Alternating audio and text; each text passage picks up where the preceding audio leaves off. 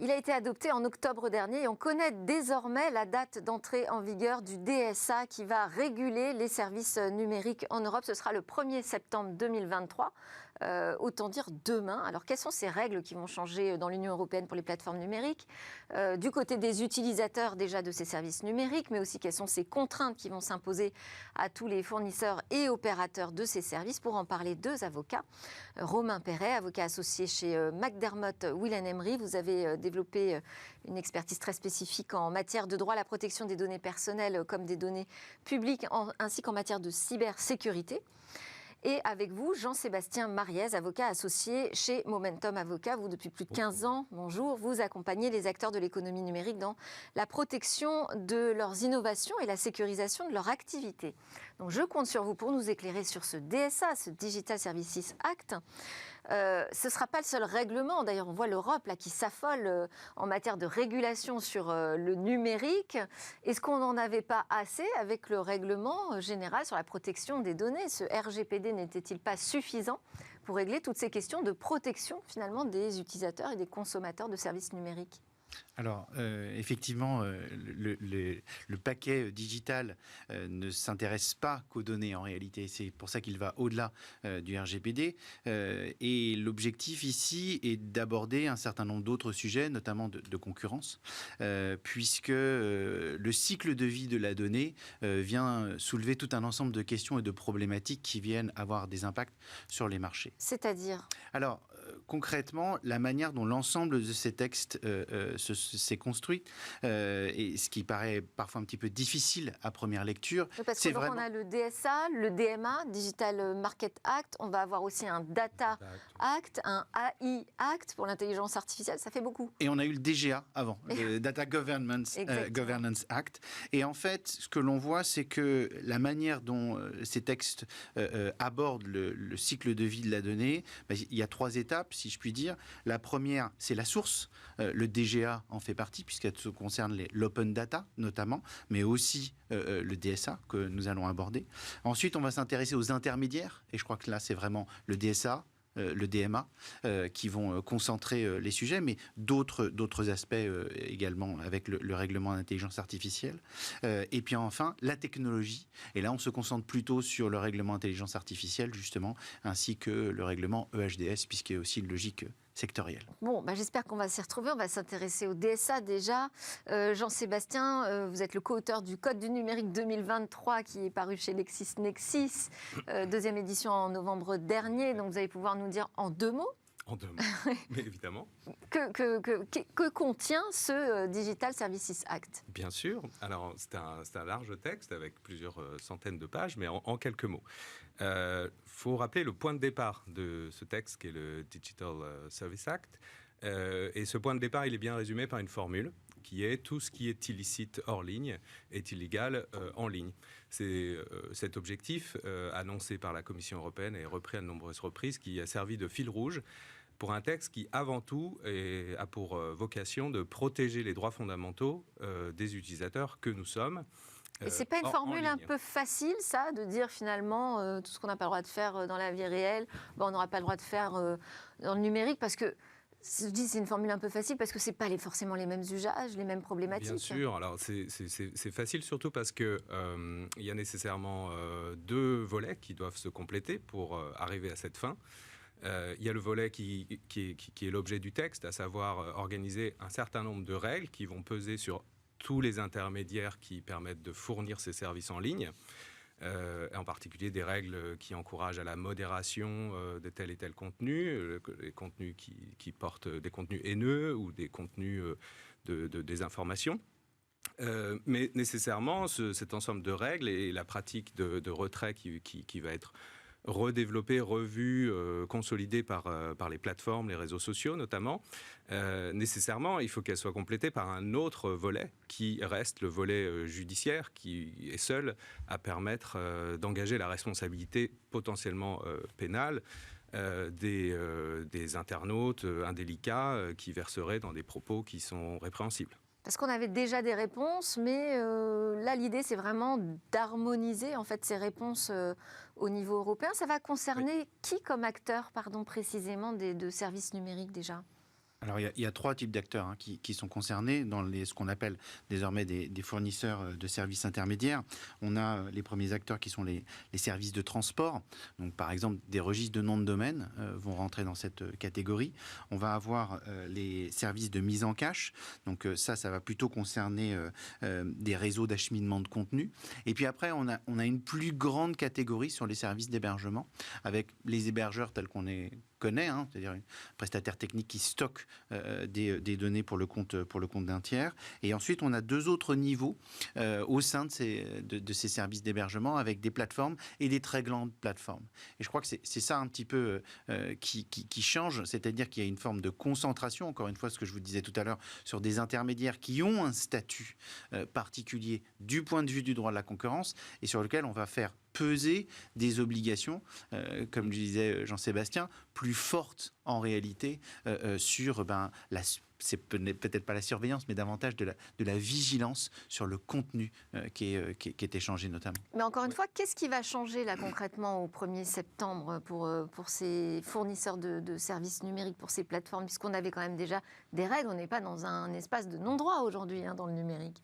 Alors, ce qui va changer, déjà septembre 2023, ou pour les plus grandes, en effet, pour ce qu'on appelle les très grandes plateformes ou les très grands moteurs de recherche, et pour les autres, ça viendra vite aussi. Ça viendra pour février 2024. Oui, ça va être progressif. Alors, comme souvent d'ailleurs dans les nouvelles règles, on prend d'abord les gros acteurs et ensuite on l'applique petit à petit à des acteurs moins importants. Tout à fait, parce que le DSA, c'est un système de poupée gigogne avec différentes catégories d'acteurs auxquels correspondent différents lots d'obligations. Donc, ce qui va changer, c'est d'abord peut-être ce que vous évoquiez tout à l'heure, des systèmes qui sont harmonisés au niveau de l'Union européenne, puisque le DSA est un règlement. Donc un règlement, ça ne suscite pas de transposition. C'est pas comme une directive. C'est pas comme une directive. Tout le monde doit appliquer les mêmes règles. Voilà, c'est une interprétation qui vient lisser les règles. Et donc ça, c'est évidemment assez intéressant parce que ça permet, dans la perspective des plateformes, d'avoir une unicité des règles, une plus grande clarté. En tout cas, c'est l'ambition. C'est l'ambition parce que ça n'empêchera pas, et on le sait, déjà par exemple en France, on aura une loi d'adaptation du corpus national législatif au DSA, mais ce ne sera pas une transposition en tant que telle. Donc cette harmonisation très forte, c'est une nouveauté. Ça va changer les choses très probablement.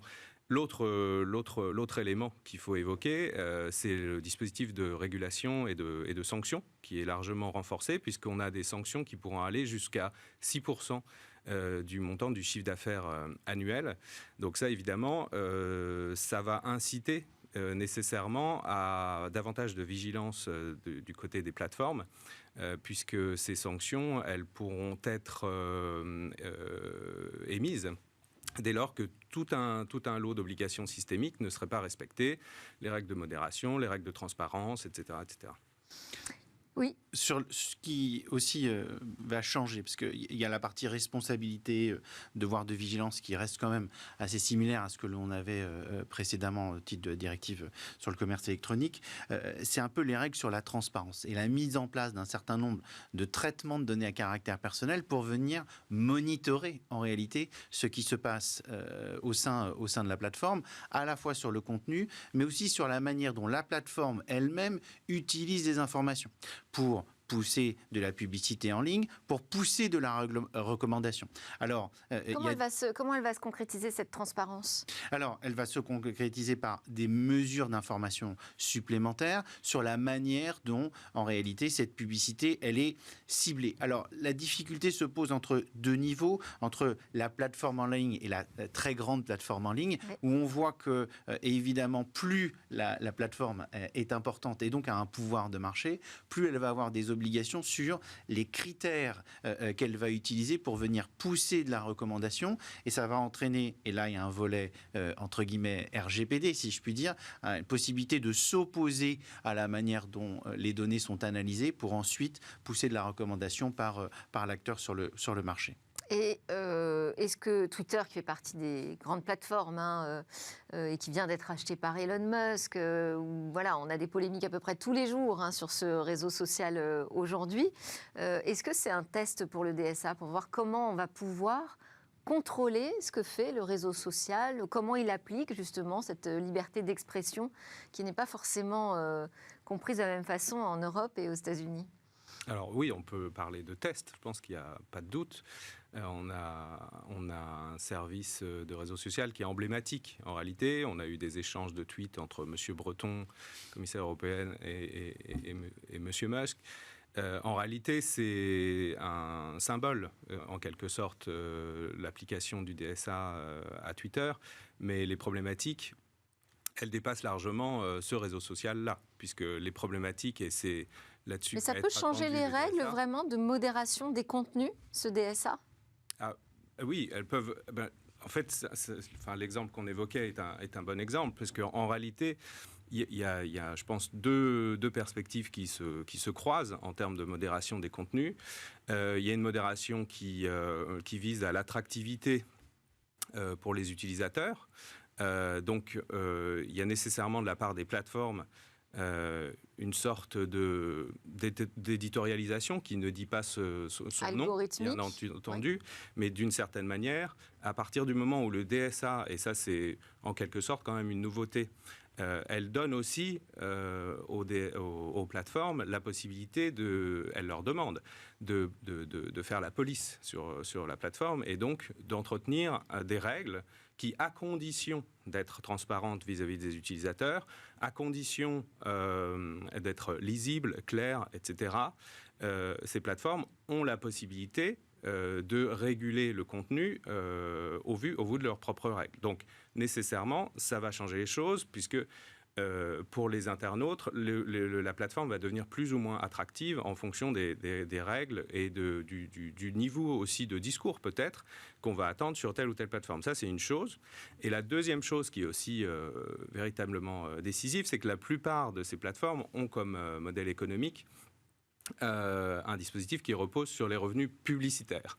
Et on a beaucoup parlé en décembre du fait du rachat que vous évoquiez, de brand safety. Brand safety, qu'est-ce que c'est ? C'est la capacité pour une plateforme, en tout cas c'est un des aspects, c'est une capacité pour les plateformes à attirer des annonceurs qui vont venir sur cette plateforme pour faire de la publicité et donc à générer du revenu. Or là, depuis le rachat par Elon Musk, on a vu plutôt des marques se retirer du réseau social. Alors c'est ce qu'on a lu, en tout cas, dans la presse. Après, on verra d'ici quelques semaines ce que ça donne. Mais clairement, ça illustre que c'est un élément décisif et que c'est un moteur pour les plateformes, quelles qu'elles soient, de développer un forum de discussion le plus courtois, peut-être, le plus sain, mais aussi le plus respectueux de la liberté d'expression, pour attirer ces annonceurs, puisque derrière, il y a un enjeu de revenus qui est déterminant pour elles. Bon, après, j'imagine qu'on ne va pas revenir à quelque chose d'ultra policé non plus. Non, mais il y a quand même une logique un peu de neutralisation de ces acteurs intermédiaires. Oui. Et c'est très intéressant de voir que... Comment on les neutralise ? Alors là, on les neutralise, c'est qu'on leur fait peser des obligations je dirais, en amont, de vérification, notamment pour la vente, qui peut, un certain nombre de ces plateformes permettent de la vente entre particuliers, notamment. Ces vérifications se font préalablement, et puis ensuite, on va avoir un impact sur une transparence qui s'effectue, comme je vous le disais, au niveau de la publicité en ligne, au niveau de la recommandation, et la possibilité de s'extraire de ce régime. Donc on voit bien que d'un côté, il faut que le contenu soit plus, je dirais, licite et donc d'une certaine manière policé par rapport à l'exemple que vous citiez de la liberté d'information et d'expression telle qu'elle existe aux États-Unis, et quelque chose qui, à l'inverse, ne va pas attirer un certain nombre d'acteurs et donc augmenter les revenus. Et on voit que de ce côté-là, il y a une forme de neutralisation qui s'opère. Et si je peux me permettre, oui. C'est un point important qu'évoque mon confrère, parce que dans le DSA, il y a aussi quelque chose qui est très spécifique aux places de marché, donc les places de marché du type Amazon, Cdiscount, Rakuten, etc., etc. Puisque le DSA va créer un régime qui est spécifique à ces places de marché. avec deux nouveautés principales qui sont déterminantes. Et là, on est sur un autre aspect du DSA. On est sur un aspect qui vise à la protection du consommateur. En réalité, on n'est plus véritablement sur le sujet de la protection des droits fondamentaux, mais davantage sur la protection de ses droits économiques, on va dire. En tout cas, c'est une protection en tant que consommateur.